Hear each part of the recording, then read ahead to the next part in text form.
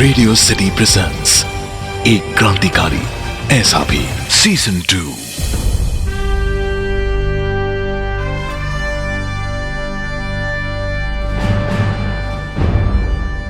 भारत की आजादी के लिए असंख्य लोगों ने योगदान व बलिदान दिया था, लेकिन यह बड़े ही दुर्भाग्य की बात है कि हम सिर्फ कुछ ही क्रांतिकारियों के नाम जानते हैं। पर अगर मैं आपको कहूं कि भारत को अंग्रेजों से आजाद कराने के लिए सिर्फ भारतीय क्रांतिकारियों ने ही नहीं, बल्कि कुछ अंग्रेजों ने भी ब्रिटिश हुकूमत के खिलाफ आवाज उठाई और आंदोलन में हिस्सा भी लिया। एक क्रांतिकारी ऐसा भी सीजन 2 में हम ऐसे ही क्रांतिकारियों की कहानी आप तक पहुंचाएंगे। भारत की आजादी की अगर हम बात करें और हम उन अंग्रेजों का जिक्र करें जिन्होंने हमारे देश को अंग्रेजी हुकूमत से आजादी पाने में मदद की थी, तो सबसे पहले जो नाम हमारे सामने उभर कर आता है वो नाम है एनी बेसेंट। एनी बेसेंट का जन्म 1 अक्टूबर 1847 को लंदन में हुआ था। एनी बेसेंट एक British socialist, theosophist, freemason, women's right and home rule activist, educationist और भारतीय राष्ट्रवाद की प्रचारक थी। वे आयरिश और भारतीय सेल्फ रूल की समर्थक भी थी। बेसेंट का लक्ष्य गरीबों के लिए रोजगार, बेहतर रहन सहन और उचित शिक्षा प्रदान करना था।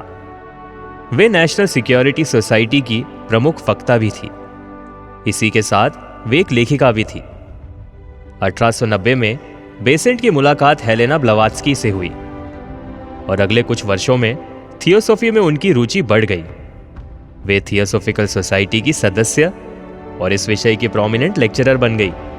अपने थियोसॉफी संबंधित कार्य के हिस्से के रूप में उन्होंने भारत की यात्रा की। 1898 में उन्होंने सेंट्रल हिंदू स्कूल की स्थापना में मदद की और 1922 में उन्होंने भारत के बॉम्बे, जो आज मुंबई है, वहां Hyderabad Sindh national college board की स्थापना में मदद की।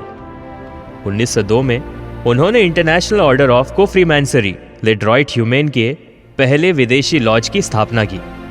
1907 में वे थियोसॉफिकल सोसाइटी की अध्यक्ष बनी, जिसका अंतर्राष्ट्रीय मुख्यालय उस समय का उड़ियार, मद्रास, चेन्नई में स्थित था। बेसेंट इंडियन नेशनल कांग्रेस में शामिल होकर भारत की राजनीति में भी शामिल हो गई।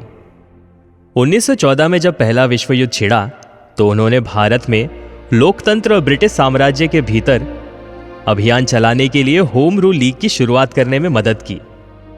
इसके परिणाम स्वरूप 1917 के अंत में उन्हें इंडियन नेशनल कांग्रेस के अध्यक्ष के रूप में चुना गया। एनी ने एक साप्ताहिक पत्र कॉमनवेल्थ की स्थापना की। एनी बुराई के खिलाफ खुलकर आवाज उठाती थी। भारतीय स्वतंत्रता आंदोलन में बेसेंट का सबसे उल्लेखनीय योगदान 1916 में होम रूल लीग की स्थापना थी।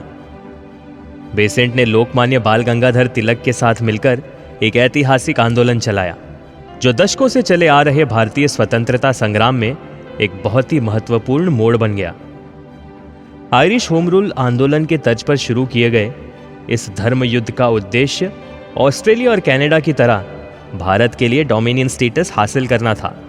यह आंदोलन 2 वर्षों तक चला, जिसमें इंडियन होम रूल लीग की गतिविधियों ने स्वतंत्रता संग्राम को सशक्त बनाने के लिए महत्वपूर्ण भूमिका निभाई थी।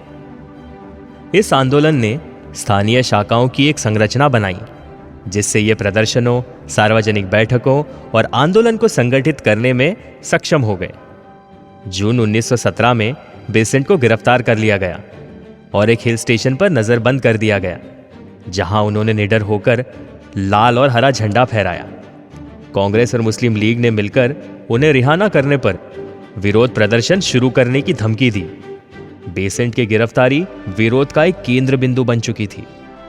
सरकार को महत्वपूर्ण रियायतें देने के लिए मजबूर होना पड़ा। यह घोषणा की गई कि ब्रिटिश शासन का अंतिम उद्देश्य भारतीय स्वशासन था और उस दिशा में कदम उठाने का वादा किया गया था। सितंबर 1917 में बेसेंट को रिहा कर दिया गया। पूरे भारत में उमड़ी भीड़ ने उनका स्वागत किया और दिसंबर महीने में उन्होंने 1 साल के लिए इंडियन नेशनल कांग्रेस के अध्यक्ष के रूप में पदभार संभाला। जवाहरलाल नेहरू और महात्मा गांधी दोनों ने बेसेंट के प्रभाव की प्रशंसा के साथ चर्चा की। बेसेंट ने स्वतंत्रता की मांग करने वाले पत्रों और लेखों की झड़ी लगा दी।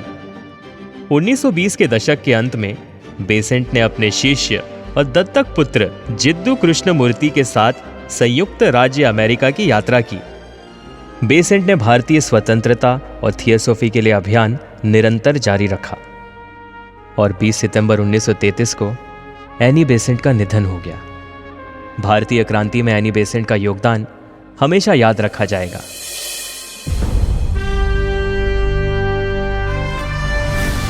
तो ये थी विदेशी मूल की स्वदेशी क्रांतिकारी एनी बेसेंट की कहानी। आप सुन रहे थे एक क्रांतिकारी ऐसा भी, season 2, only on radio city. Radio city presents एक क्रांतिकारी ऐसा भी, सीजन 2।